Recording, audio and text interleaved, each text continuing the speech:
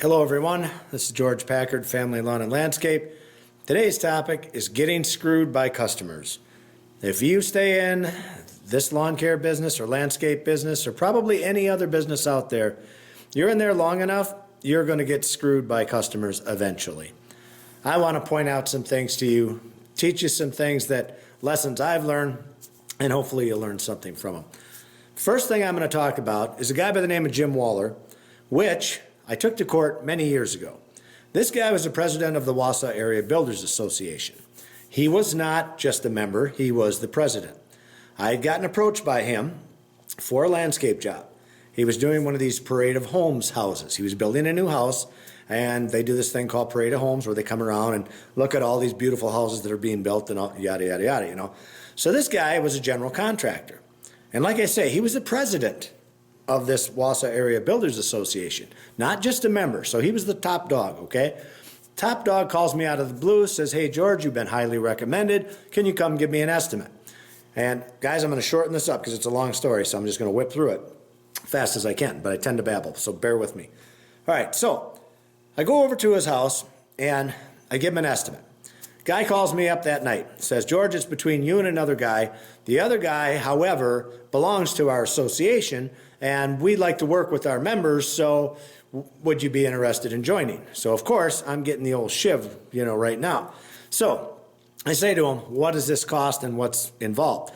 He tells me it costs $300, and then you got to help out once a month at their meetings.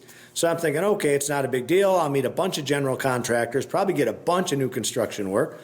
It should be a win-win situation. And if I do a good job for the president, he's clearly going to use me for all these other homes that he's building, right? So you would think. So, like anyone would, I went out, I joined his association, thinking that things are going to be great. Well, needless to say, I didn't get anywhere from anybody else there. And him and I had this issue, but here's what it is. So he signs a contract with me. It was $22,000. I believe it was $22,000, $22,000, $23,000, somewhere in there. Doesn't matter. So I go there, and he's after me constantly to get to his house and get started. And I'm like, "Jim, I got to have half the money down. Okay, I always get half the money down on landscape jobs, and you guys need to do the same thing." He tells me, "Well, just come get started on it, and I'll catch up with you, And I'm like, "No, I can't do it." I thought I'd learned a lesson. This was one snaky cat. Instead, I show up on he did send half down. Then I show up to go to work on the job, but before I get there, he calls me up and says, "George, what are you paying for your pavers?" And I said, "What does it matter, Jim? It's in my price." "Well, I know some guys, and I know the guys at County Concrete. I think I can get them cheaper." So I'm like, oh, God. Okay, here we go. Whatever, he's the president. Just kiss his butt. Make this work. So I go to make it work, and he ends up buying the pavers, okay? And when I get them, they're on pallets, and a third of them are cracked, chipped, broken, and some of them that had hairline cracks that I didn't see at the time when I put them in. When I ran a compactor across them when I was done, they all busted to pieces, so I had to pull them out, put other ones in. It was a nightmare. Same thing with the retaining walls. He brings me all these blocks, these big retaining wall blocks. Same setup. He's just like, "Well, I know these guys at County, I can get a better deal than you are, and what are you paying for those?" And same thing. Finally, I ended up saying, "Look, Jim, what do you want to do? Just pay me labor on this thing? Is that what you want to do?" And he's like, yeah, let's do that. So get it all done, reroute everything, knock the price down. He did some add-ons, things go back and forth. Everything is great. Job gets done. Oh, back to these brick. I can't go off of that. So I'm supposed to have corner bricks to go up to the house at the end of the retaining wall. He doesn't have those corner blocks for me. Instead, I have to use regular blocks, and he tells me I have to use those because that's all I'm getting.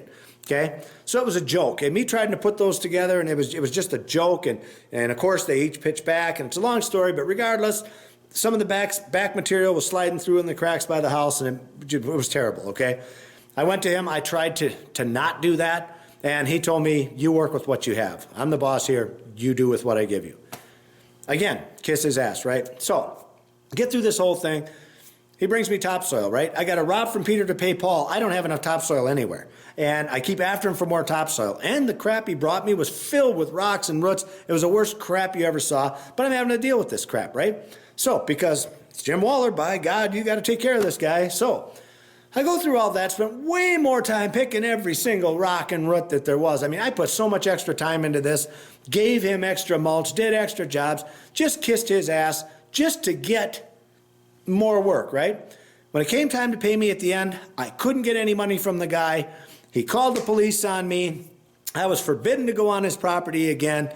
And all of that, this guy screwed me. I mean, he absolutely screwed me. So I just want to share that story with you guys. So if anything like that ever comes to you, I couldn't even go back and take my block out because I would have a receipt for him, right? Because I bought him. I didn't. That sneaky bastard turned around and bought all of that stuff so that he had the receipts for it. So I couldn't even go and take my stuff out. You know, I'd get arrested for it. So anyway, and he was such a crook. I'm going to share this with you guys. A little while later, and his famous thing was, if you come after me in court, then I'm going to countersue you, okay? And he's going to countersue me for all the legal fees and all the trees that died around this property. And I'm thinking, are you freaking kidding me? I never touched your trees. How am I responsible for anything like that? All it was a scare tactic. So don't let anybody ever give you a scare tactic like that, okay?